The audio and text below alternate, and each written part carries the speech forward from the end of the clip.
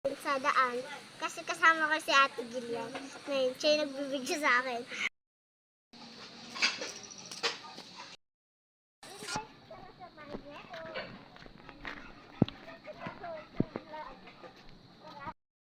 First vlog.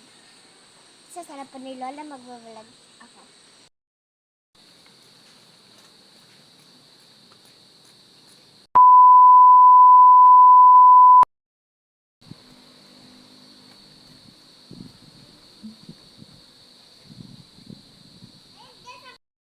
Guys, ang ganda dito.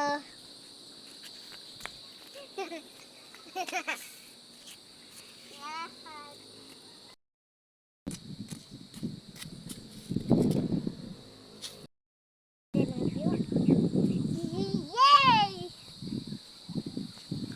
Nakita niyo pa ba guys? Ang ganda dito sa Paraiso.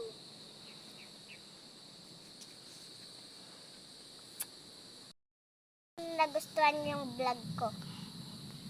Yay!